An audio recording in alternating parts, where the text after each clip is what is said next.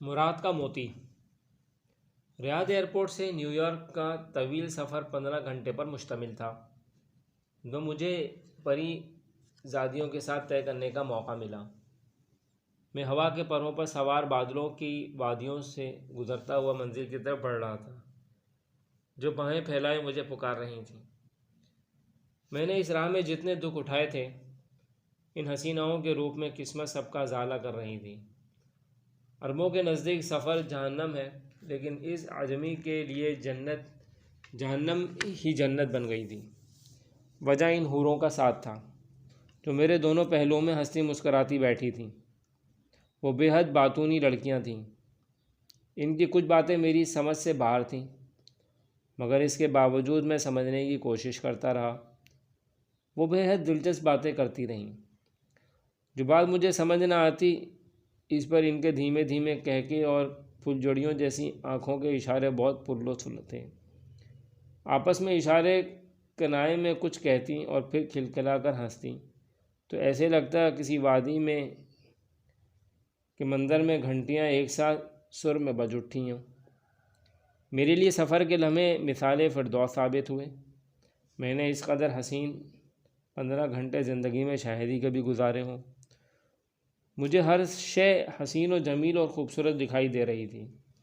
شاید اس کی وجہ یہی تھی کہ وقت کی ہوا فکر کے بادل اڑا کر دور لے گئی تھی، اور دل کے صاف آسمان پر ستارے خوشیوں کے چراغ بنے چمک رہے تھے۔ مجھے یوں لگ رہا تھا جیسے میرا کسی انوکھی دنیا میں ایک نیا جنم ہو۔ ہر شے رنگیلی، سہانی اور نکھری نکھری، مگر کچھ اجنبی دکھائی دے رہی تھی۔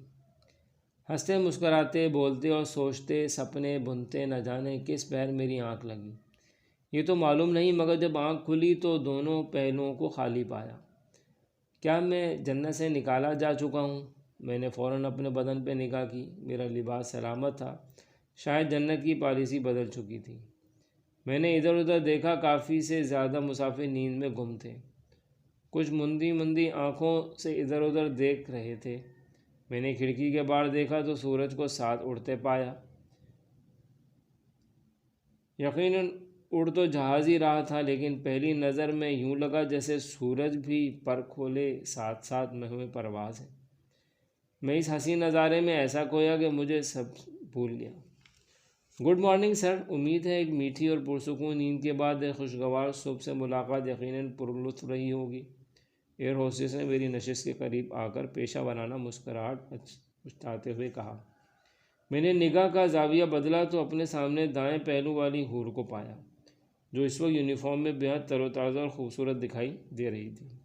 یقیناً نئی شفٹ میں دونوں اپنی ڈیوٹی پر موجود تھیں۔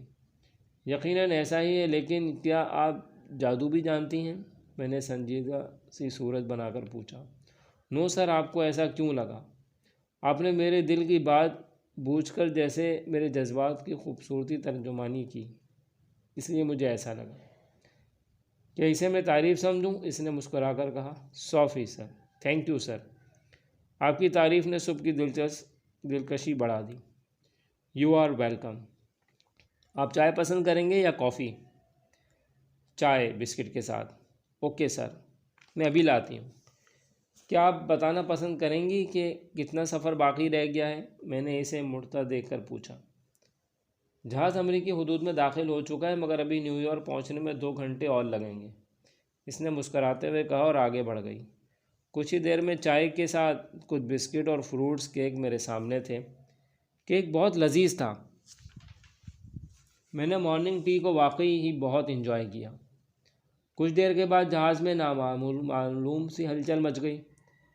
آہستہ آہستہ سب بیدار ہو کے ناشتے میں مصروف ہو چکے تھے۔ ایک بنا گورا چیز جس نے مجھے بیزار کیا وہ صبح ہی صبح مائیکل جیکسن کی آواز تھی۔ 2-4 انگریز بچے جو موسیقی کے دیوانے تھے، ناچتے ہوئے پاگل ہو رہے تھے۔ ان کے ساتھ دیکھا دیکھی سرمئی رنگ کھچڑی بالوں والی ایک اماں کو بھی جوش چڑھا تھا۔ شاید وہ سب کے ساتھ ساتھ خود کو بھی زندہ ہونے کا یقین دلا رہی تھیں۔ زندہ قوم کے زندہ متوالیوں کی ادا مجھے ایک آنکھ نہ بھائی۔ اذان اور تلاوت کی عادی سماعتوں کے لیے سب کچھ عجیب تھا۔ وہاں کا طرز زندگی ہمارے طور طریقوں سے بالکل مختلف ہے۔ جب ہم کسی معاشرے کا حصہ بنتے ہیں تو اس خطے کو ہی نہیں، اس کے رسم و رواج کو بھی اپنانا پڑتا ہے۔ تمہاری تہذیب ان کے بالکل الٹ ہے۔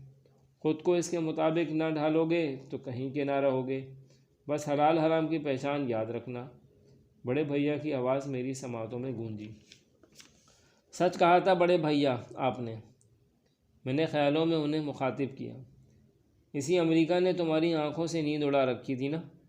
اس دنیا کے دیوانے بنے تم نے برسوں خاک چھانی۔ یہ تمہاری چاہت کا ثمر ہے سلمان اکبر۔ آدھے تیتر آدھے بٹیر بن کر گزارا نہ ہوگا میاں۔ کامیابی چاہتے ہو تو بڑے بھیا کا کہا حدیث مان کر کے یاد کر لو۔ بڑے بھیا کی بات یاد آئی تو میرے دل نے بھی تائید کرتے ہوئے مجھے سمجھایا۔ میں نے لمبی سانس لے کے دھیان کا ناطا باہر کی دنیا سے جوڑ لیا۔ وہی بلند و بالا عمارتیں اور بھاگتی دوڑتی زندگی۔ مجھے یوں لگا جیسے امریکن کلچر سینٹر کا ہال میں دکھائی جانے والی تصویروں میں روح پھونک دی گئی ہو۔ ہر شے کچھ جدت کے ساتھ زندہ ہو کر حرکت میں مصروف تھی۔ جہاز آہستہ آہستہ کافی نیچے آ چکا تھا۔ دور سے نقطوں کی طرح دکھائی دیتے شہر کے خد و خال ابھر کے سامنے آ رہے تھے۔ جو منزل قریب آ رہی تھی میرا دوران خون بڑھ رہا تھا۔ میری مسیحا میری منزل چند دھموں کے فاصلے پر تھی۔ دھڑکنوں کی بے ترتیبی اور وجود میں پھیلتا ہوا نامعلوم سا ارتعاش شدت طلب کی گواہی تھا۔ ایک افسانے میں لکھا تھا کہ بھلے پاؤں آبلوں سے پر ہوں اور وجود زخم زخم ہو۔ منزل پہ پڑنے والی پہلی نظر ایسی مسیحا ہوتی ہے کہ ہر زخم مندمل ہو جاتی ہے۔ آخر یہ لمحہ عام پہنچا جب جہاز کے پہیوں نے نیو یارک کی زمین کو چھوا۔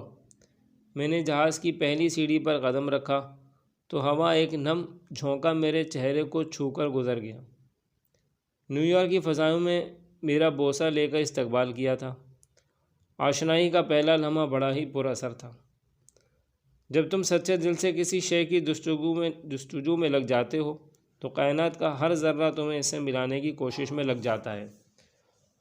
ہوا میرے کان میں سرگوشی کرتے ہوئے آگے گزر گئی۔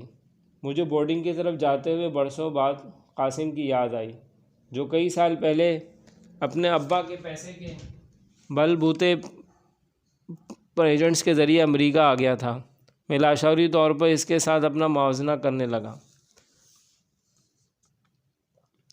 میں نے مصیبتوں کے صحرا عبور کیے تھے، ذرا تاخیر سے ہی صحیح، مگر میں ابھی اپنے خواب کو پا لیا تھا، کسی موڑ پر اسے مرنے نہیں دیا تھا۔ مجھے یہ تاخیر کہیں بھلی لگی کیونکہ اس میں میرے خون جگر کی مہک تھی۔